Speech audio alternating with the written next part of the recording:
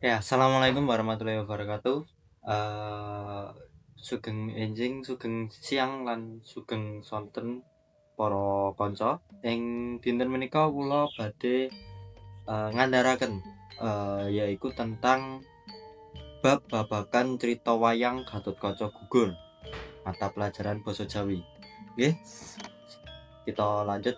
Mungkin para kanca tesih bingung napa niku crita wayang utawa napa niku wayang. Apa melih Gatotkaca gugur, mungkin para kanca tesih bingung napa niku crita Gatotkaca gugur. Nah niki kula ajeng jelaske napa niku Gatotkaca gugur lan napa niku wayang saking awal ngantos akhir zaman sakniki. Lanjut. Oke, apa iku wayang? Wayang niku asale saka basa Jawa kang nduweni arti yaiku bayangan utawa gambaran. Terus wayang niku asale saka ayang-ayang, saka basa ayang-ayang utawa pewayang utawa bayangan lah intine niku. Nah, iki kenapa iso disebut wayang niku amarga cara nontone wayang niku saka ayang-ayang wayang. Terus saka kelir putih utawa layar putih niku nontone niku kan saking ayang-ayange wayang dimainke lan kena sorot bencong akhire bentuk bayang-bayang saking wayang utawa ayang-ayang saking wayang. Nah niki digasilke saka lampu blencong kang nerangi layar putih utawa kelir. Lanjut. Nah kangge sejarah wayang. Sejarah wayang kuwi raket banget karo agama Hindu lan Buddha. Dados wayang niku asale niku saka raket utawa niku inti ceritane niku saka India utawa saka serat Mahabharata lan serat Ramayana. Nah, sejarah wayang kuwi raket banget karo agama Hindu lan Buddha sing mlebu ing Nusantara kira-kira abad kaping 1 Masehi. Pagelaran wayang kulit wiwitane dienggo minangka sarana kanggo nyampekake piwulang agama lan cerita-cerita apik utawa epik kaya Mahabharata lan Ramayana. Nanging suwene wektu lumaku, wayang kulit uga nglebokake unsur-unsur lokal lan mitologine. Dados pun dadi campuran. Dados wayang saiki niku pun dadi campuran saking cerita-cerita lokal lan mitologi-mitologi lokal kaya saniki kan wonten wayang kancil lan wayang-wayang kang nyeritakake cerita-cerita lokal. Lanjut. Nah, penyebaran wayang kanggo agama Islam. Miturut pirang-pirang babat utawa babat tanah Jawi, serat-serat lokal lan tradisi tutur, Sunan Kalijaga nalika isih enom kuwi ora tampil kaya ulama resmi, nanging luwih kaya seniman keliling. Dados ing zaman sakmenika utawa zaman biyen wayang niku dingge penyebaran agama Islam niku lewat Wali Songo, yaitu lewat Sunan Kalijaga. Ananging Sunan Kalijaga niku biyen ndadose boten ngangge penyebaran secara resmi utawa secara ulama, ananging Sunan Kalijaga niku nyebarake niku lewat tradisi tradisional. Dados kaya wayang utawa lewat seni wayang ingkang keliling. Dheweke dolanan musik nyeritakake crita lan ndadekake pagelaran ing alun-alun lan ing desa-desa. Strategine prasaja. Jadi strategine Sunan Kalijaga yaiku cedhak dhisik karo masyarakat gawe wong-wong rumangsa kepenak.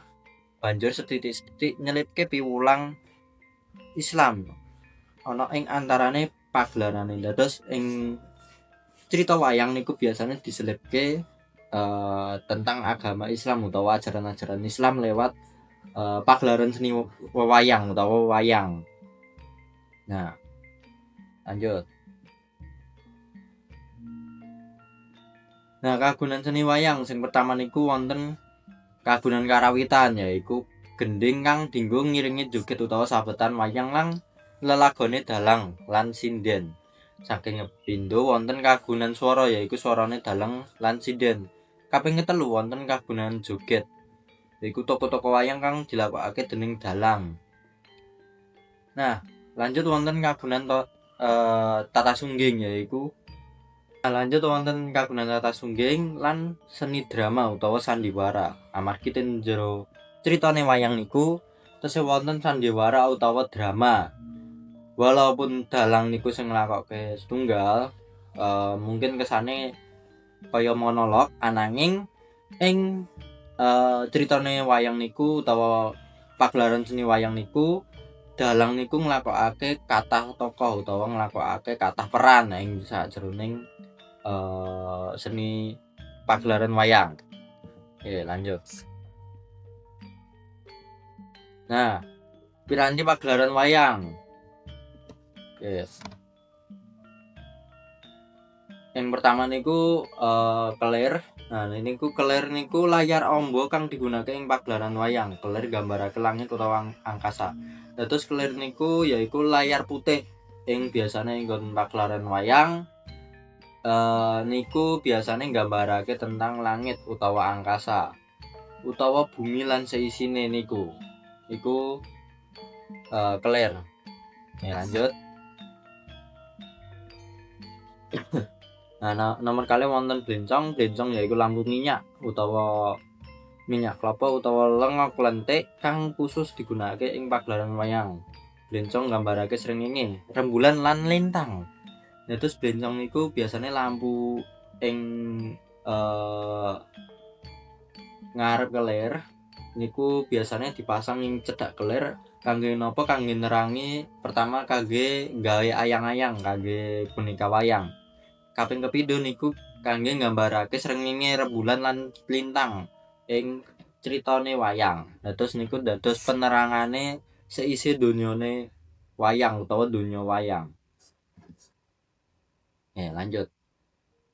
Nah, wonten debok. Debok niku batang pisang kang digunakake kanggo nancepake wayang. Debok nggambarake bumi. Dados debok niku wit gedhang ingkang wonten ngisore kelir niku biasanya dipasang wonten kalih niku kangge nggambarake ing pertama niku kasta, bentuk pangkat ing sajroning wayang lan saged nggambarake bumi utawa tanah kangge napak. Nah, niku debok.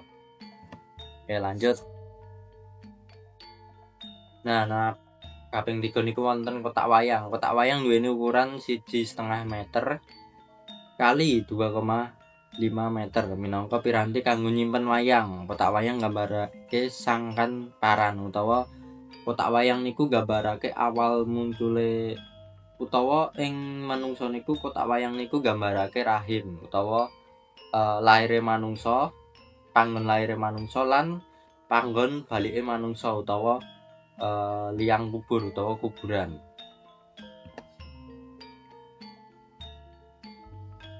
Nah, lanjut ten cempala. Cempala yaiku piranti kanggo dalang digunakake kanggo aweh perintah marang wiraniaga, wiraswara lan waranggana. Cempala nggambarake sasmitaning urip. Nah, cempala niku alat sing cilik niku biasane digunakake kangge nggambarake wiraswara utawa swara. Terus biasane niku nggambarake jantung utawa nggambarake awalan ajeng ngomong. Wayang ajeng ngomong niku mesti wonten swara cemara. Biasane suarane dok dok dok dok dok dok ngoten. Nggih, lanjut. Nah, lajeng wonten keprak. Keprak wujude lempengan tipis cacahe 3 tekan sekawan biji kang kagawe saka logam kuningan utawa wesi. Keprak gunane meh padha karo cempala, nanging swara kang dihasilake beda. Keprak nggambarake ilining banyu utawa getih. Dados keprak niku nggambarake getih utawa aliran darah. Nah, keprak niku biasane diunike pas wayang niku ajeng perang kangge nguatake dramane niku, nguatake situasine niku lan pas wayange niku mlaku utawa mabur niku biasane wonten keprak. Keprak niku munine cek cek cek cek cek. Lajeng wonten prak prak prak prak niku yen adegane niku pun dhuwur utawa pun tegang. Nggih, lajeng wonten wayang kulit. Wayang kulit kang kagawe saka kulit sapi utawa menda. Wayang nggambarake manungsa. Nah, terus wayang niku nggambarake tokoh-tokoh manungsa utawa sifat-sifate manungsa saka kepribadiane, saka bentuk awake, saka kelakuane. Nah, terus saben wayang niku nggambarake sifat-sifate manungsa lan bentuk-bentuke manungsa ing donya niki.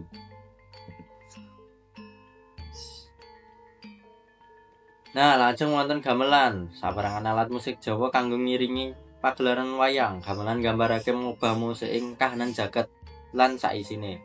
Terus gamelan niku nggambarake perasaan ati utawa situasi ing donya niki. Niku gambarane gamelan. Gamelan niku wonten kathah, ananging kangge materi niki kula boten saged nerangke amargi mangke durasi videone niku kakean. Nah, lanjut wonten kayon. Kayon utawa gunungan kang wujude kaya godhong kang gedhe. Kayon nggambarake gunung, alas geni, segara, prahara, angin lan sapanunggale. Dados kayon niku kaya elemen utawa kaya inti-inti saking bumi. Contoh kaya geni, kaya banyu, kaya angin lan sapanunggale liyan-liyane. Nah, kayon niku bentuke kaya gunung utawa godhong gedhe. Biasane niku iso wonten sing bentuke niku kaya wit, niku kayon. Nah, lanjut. Nah, paraga lan istilah ana pagelaran wayang, lanjut ten paraga lan istilahe. Nah, lanjut wonten dalang. Dalang yaiku paraga sing nglakokake lan nyritakake wayang. Nah, sing wonten sisi kiwa niku wonten dalang kondang yaiku Ki Gading Pawukir Senaputra, yaiku putrane Ki Sena Nugraha. Dalang kondang liyane. Ya, lanjut. Nah, lanjut wonten panyumping. Panyumping yaiku paraga sing mbiyantu sakiwa tengene dalang. Panyumping niku iso kasebut asistene dalang ingkang mbantu nyiapake wayang saderenge dipun pendet dalang kangge pagelaran seni. Lan wong sing baleke wayang sabibare dalang niku dolananke utawa mainke wayange niku. Nah, lajeng wonten niaga. Niaga yaiku paraga sing nabuh gamelan. Dados wong-wong sing nabuh gamelan niku kasebut niaga. Nah, sabibare niku wonten waranggana. Waranggana yaiku paraga sing nyinden utawa wong sing nyinden ing pagelaran seni wayang. Lajeng wonten ada-ada. Ada-ada yaiku kidunge dalang arep nyritakake wayang. Dados sadurunge dalang nyritakake wayang niku dalang nglakoke ada-ada dhisik. Nah, lajeng wonten Antawacana yaiku lagu cengkokane swara siji-sijine wayang.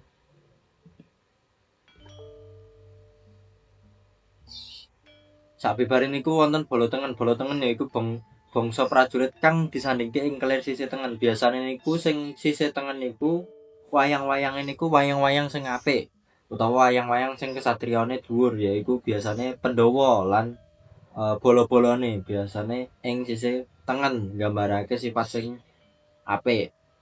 Nah, lajeng yen sisih tengen niku wonten bala tengen, ing sisih kiwa niku wonten bala kiwa. Bala kiwa yaiku prajurit kang disandingke ing kelir sisih kiwa. Nah, biasane ing kelir sisih kiwa niku wonten wayang-wayang sing ala sifate. Terus kaya Buta, Kurawa niku sisine niku wonten ing bala kiwa. Nah, lajeng wonten sabetan. Sabetan yaiku patrape dalang nglakokake wayang. Nah, wonten video sisi kiwa niku bentuk sabetan saking dalang. Nah, sabetan niku bentuk perangane wayang ingkang critane pewayangan.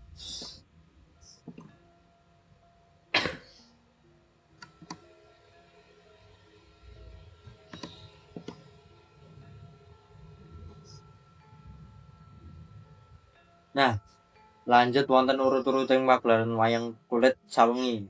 Wayang kang dilakokake dijupuk saka epos Mahabharata lan Ramayana kang ugi sinebut wayang Purwa. Uga ana kang nggelar kelakon cerita-cerita 1001 wengi saka tanah Arab. Wayang ngene iki diarani wayang menak yen dijupuk saka ukarane. Wayang kuwi saka wayangan amarga pagelarane ana ing wayah wengi lan nganggo lampu.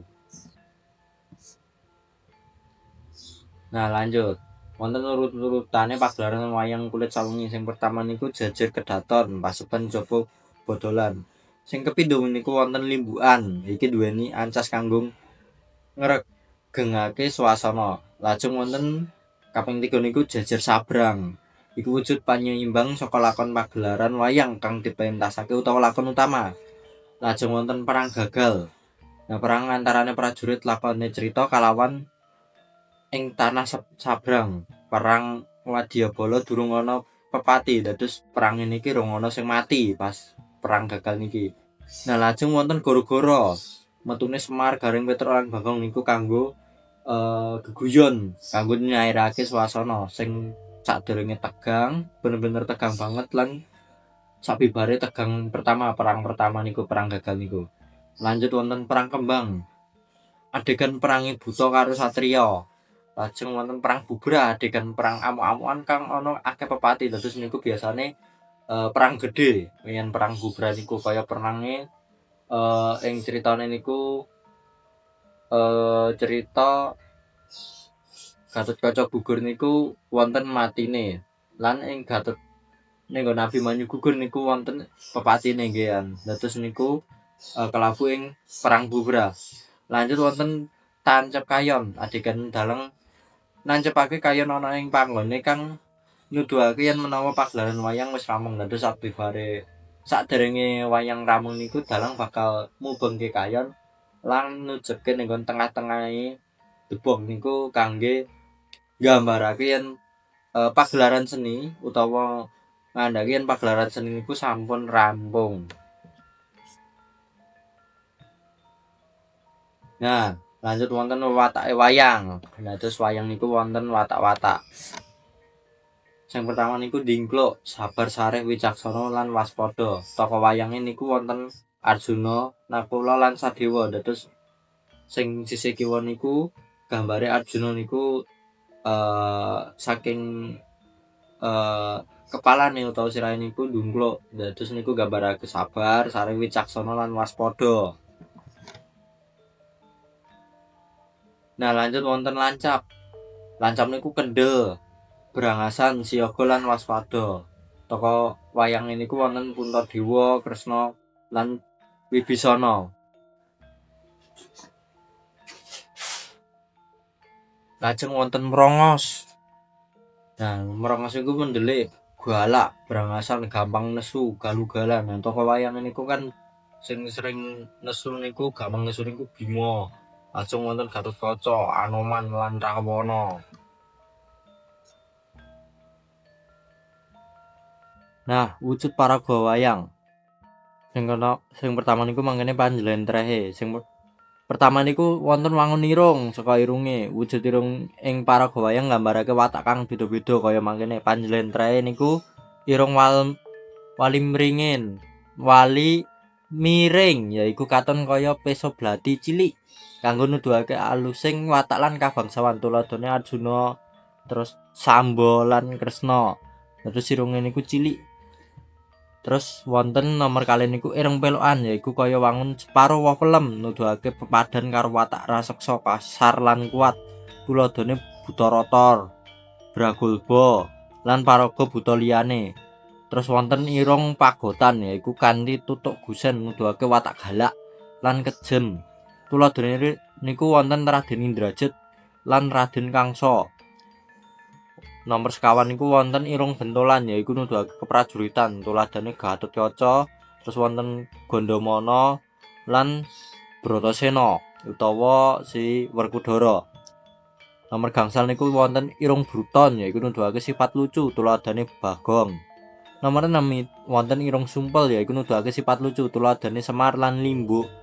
Nomor 7 niku wonten irung terong yaiku nuduhake sifat bisa narik kawigaten kaya pelawak. Tuladhane Gareng. Nomor 8 irung cemalo yaiku nuduhake sifat konyol kang kaya babut, tuladhane nggih Petruk.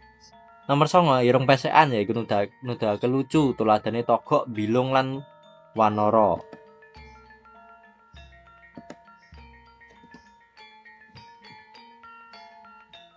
Nggih lanjut saking wujud paragane wayang saka lambe. Wujud lambe ing paraga wayang nggambarake watak kang beda-beda kaya mangkene perangan lan panjentrehane. Pertama niku lambe domis yaiku wangun lambe kesatriya nuduhake kaelokan lan watak sensitif. Nomor kali niku lambe gusan yaiku nggambarake watak sok sarwah, weruh, tanggung lan tuladhane patih. Tuladhane niku wonten Patih Sengkuni lan Kartomarma. Nomor 3 niku wonten lambe ngablak yaiku kabuka lan katon gusine. Nggambarake raseksa tuladhane Buma lan Durmagati. Wujud paraga wayang, wujude saka matane. Sing kaping pertama niku wonten mata gaban yaiku awangun wulir beras matane para kesatriya. Nomor kapindho niku wonten mata kadelen yaiku awangun wiji kacang. Tuladhane niku Baladewa lan Setyaki. Nomor 3 niku mata dodongan yaiku awangun wiji dodong. Tuladhane mata Patih Sengkuni lan Kartomarma. Nomor sekawan niku mata pelengan yaiku nggambarake watak kejem. Tuladhane Indrajit lan Kangsa. Nomor gangsal niku wonten mata penanggal yaiku awangun wulan tanggal sapisan. Nggambarake watak kang ora bisa dipercaya. Tuladhane nggih Cakil lan Pendhita Durna. Mata 6 niku mata kolikan yaiku gambarake watak lucu, tuladhane nggih kaya Semar. Terus nomor 7 niku mata plolo yaiku nggambarake watak bodho lan gampang dibodhon. Tuladhane niku Bagong lan Togok.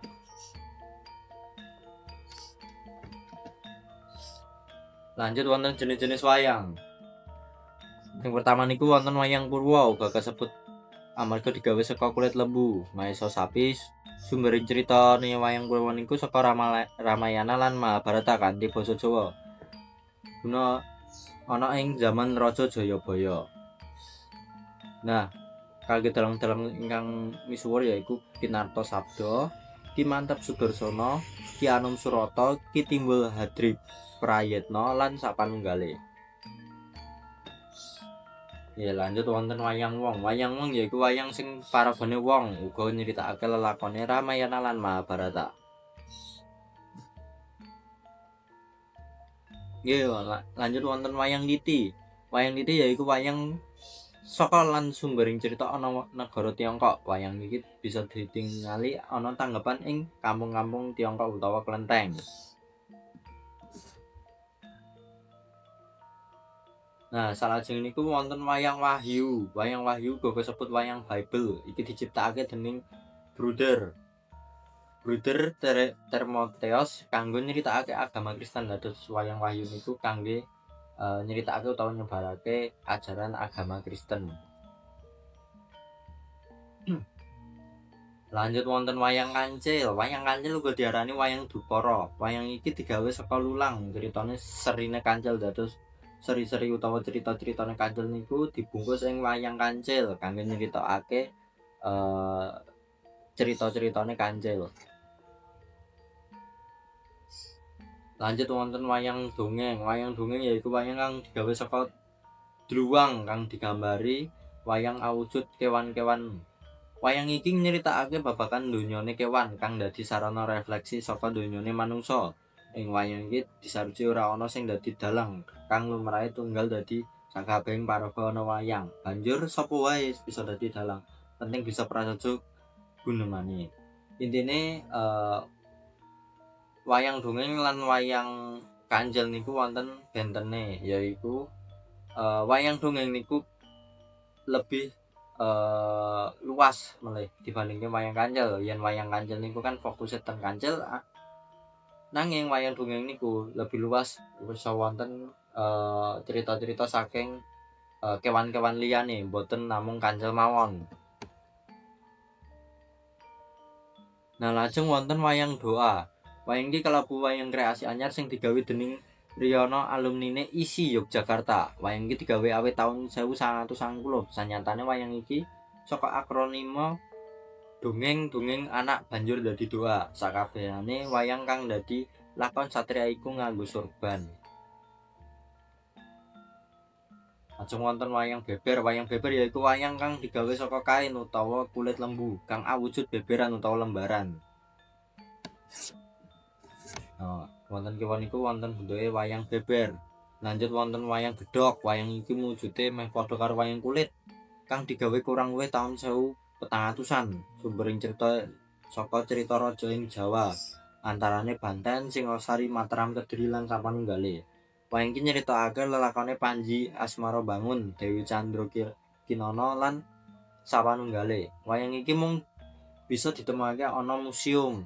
Saiki wis pun boten wonten dilapakake melih.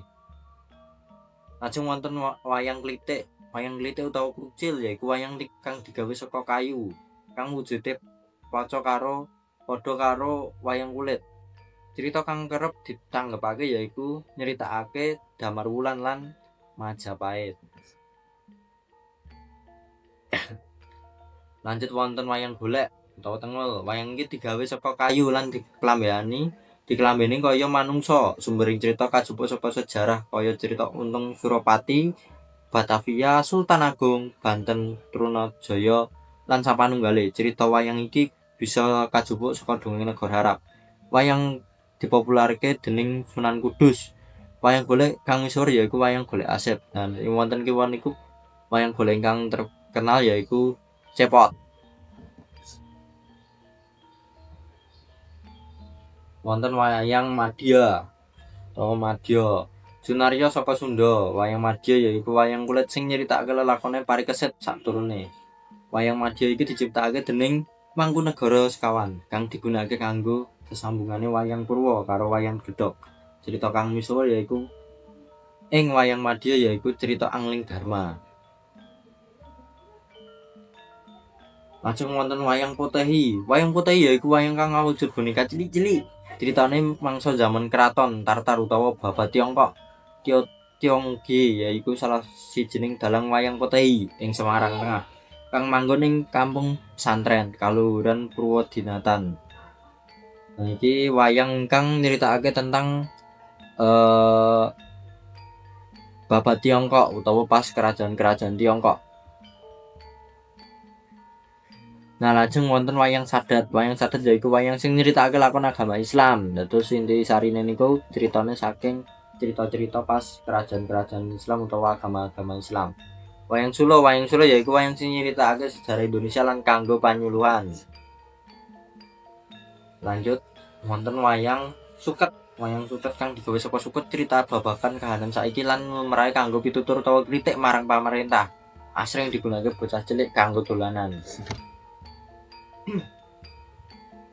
Lajeng wonten wayang Menak. Wayang Menak yaiku wayang saka kayu kang digawe persis kaya wong. Ceritane yaiku babagan dakwah Islam kayata Wong Agung Jayenggrana, Umaryono lan Umar Madi. Nah, lanjut wonten wayang Jemblung. Wayang Jemblung yaiku sawijining wujud kasenian teater tradisional saka tlatah Banyumas. Wujude wayang iki kaya pagelaran wayang nanging dimainke dening sawijining dalang kang ngrangkep dadi wayang, gamelan, pangrawit lan waranggana utawa vokalise. Nah, wujude serat Jawa. Sing pertama niku wonten serat Ramayana. Ramayana dumadi saka basa Sanskerta. Ramayana utawa lelakone Rama iku salah sawijining wiracarita saka tlatah India. Wiracarita Ramayana nyeritakake Dewi Sinta, garwane Sri Rama kang kadusta dening Rahwana. Kitab iki dianggep buku fiksi paling tuwa sak donya. Yen kitab Weda ora mlebu petungan. Kitab kuwi ditulis dening Empu Walmiki kira-kira ing taun 300-an sadurunge Masehi. Cerita Ramayana banjur nyebar lan akeh banget variasine kang ana ing India lan ing negara liyane. Ing tlatah Jawa, naskah Ramayana paling tuwa tinemu iku Kakawin Ramayana, awujud tembang gedhe. Kakawin iki ditulis nganggo basa Jawa kuno ing Jawa Tengah kurang luwihe taun 870-an. Kakawin iku diarani Adi Kakawin merga kaanggep kang kapisan, dawa dhewe lan basane apik ing jaman Hindu Jawi. Ing sastra Jawi anyar Kakawin Ramayana diubah meneh dening Yasadipura dadi Serat Ramakawi. Cerita iki kesebar lan mlebu dadi lakon wayang kanthi owah-owahan ing sawetara panggonan. Cerita Ramayana uga katatah ing candhi Prambanan. Ing candhi iki uga kagelar Sendratari Ramayana utawa Ramayana Balet ing pelatarane. Ing India versi basa Sanskerta Ramayana kaperang dadi 7 kitab Saptakanda yaiku Balakanda, Ayodhyakanda, Aranyakanda, Kisikindakanda, Sundarakanda, Yudakanda lan Uttarakanda. Nah, lajeng wonten Serat Mahabharata. Serat Mahabharata yaiku serat kang wose nyritakake lakone trah nalika Kurawa nalika rebutan negara Astina. Umume lakone Pandhawa lan Kurawa serat iki dianggit dening Resi Wahana awujud gancaran sing kaperang dadi 18 parwa utawa lampahan. Yang pertama niku wonten Adi Parwa, lajeng wonten Sabha Parwa, wonten nomor 3 niku wonten Aranyaka Parwa, sekawan niku wonten Wirata Parwa, nomor gangsal niku wonten Udyaga Parwa, 6 niku wonten Bisma Parwa, 7 wonten Durna Parwa, 8 wonten Karma Parwa, 9 wonten Setya Parwa, 10 wonten Gada Parwa, 11 wonten Aswatama Parwa, nomor 12 wonten Sri Pala Parwa, nomor 13 wonten Santi Parwa, nomor 14 wonten Aswamada Parwa, nomor 15 wonten Asrama Wasa Parwa, nomor 16 wonten Masala Parwa, nomor 17 wonten Prastonika Parwa, nomor 18 lan terakhir wonten Swargarahana Parwa. Nah, niki cerita Gatotkaca gugur. Srengenge wis angslup lan manut aturane perang kudu leren. Ning ora ngerti ngopo Kurawa nglanggar aturane lan ngutus Adipati Karna menyang perkemahan Pandhawa. Adipati Karna nerobos lan ngrusak pasukane Pandhawa. Srikresna banjur ngongkon Gatotkaca maju nglawan Adipati Karna. Gatotkaca gelem nglakokake perintahe Raja Dwarawati kuwi. Gatotkaca ngetokne kabeh elmune. Dheweke mabur dhuwur mudhun nyamber mungsuhe. Sepisan nyamber puluhan prajurit Astina klenger tanpa daya. Adipati Karna dadi wedi ngadepi Gatotkaca sing kebal saka landhepe gaman. Prabu Duryudana kuwatir karo nasibe pasukane nek Gatotkaca iku ngamuk. Duryudana ngangkon Adipati Karna supaya nggunakake gaman pamungkase yaiku Kuntawijaya Danu. Karna nolak. Merga gaman andalane kuwi arep digunakake kanggo ngadepi Arjuna. Duryudana meksa. Akhire sidone si Karna nggunakake Kuntawijaya Danu. Gatotkaca sing ngerti kaunggulane gaman kuwi otomatis langsung mabur dhuwur sak dhuwur-dhuwure. Gaman Kuntawijaya Danu sing dilesatake Adipati Karna ora tekan Gatotkaca sing mabur ning dhuwur angkasa. Ing angkasa arwah kalabendane paklike Gatotkaca katon utawa metu. Arwahe kalabendana nyamber Kuntawijaya Danu lan nerusake lesate dados dicekel lan dilesatke munggahke neh niku. Kuntawijaya Danu banjur nusuk pusare Gatotkaca yaiku panggon warangkane gaman Kuntawijaya Danu sing nyawiji karo awake Gatotkaca wektu bayi. Nah, lanjut awake Gatotkaca ameh nibani kretane Adipati Karna amargi Gatotkaca angslup merga pun mati amargi pusakane Karna. Adipati Karna sing ngerti tibane banjur cepet-cepet mlumpah ngantos saka kretane. Kreta Adipati Karna bibar niku kreta Adipati Karna remuk amargi ditibani awake Gatotkaca sing gedhe niku. Semono uga kusir lan jaran-jarane. Gugure Gatotkaca dadi kabar bungah kanggo para Kurawa. Suwalike kesedihan kanggo Pandhawa. Werkudara ora kuat nyangga awake amarga ndeleng Gatotkaca gugur. Ibune Gatotkaca yaiku Dewi Arimbi uga ora kuat nahan emosi. Dewi Arimbi nyemplungake awake ing mawa sing mengah-mengah. Mawa niku kaya geni kang gedhe utawa kawah. Wis dadi tekade yen anake mati ndhisiki dhewe arep mlayu ngobong awak. Nah, menika cerita saking Gatotkaca gugur lan penutup saking bab cerita wayang Gatotkaca gugur. Nggih, kanca-kanca, niku cerita Gatotkaca gugur wonten amanate yaiku kesatria utawa satriya ingkang bener iku bakal nglaksanakake tugas apa wae kang diperintahake. Amargi napa? Amargi kesatriyan niku kudu wani mbela negarane apapun resikone. Contohe Gatotkaca sing gelem nglaksanakake perintahe Kresna walaupun si Gatotkaca ngerti musuhe niku si Karna lan ngerti yen bakal mati ing kono amarga Karna nglesetake panahe pusakane Karna niku. Nggih, cekap semanten kangge materi saking kula ingkang saged kula jelaske. Menawi wonten klentang-klentinipun kula nyuwun pangapuntenipun. Kula tutup. Wassalamualaikum warahmatullahi wabarakatuh.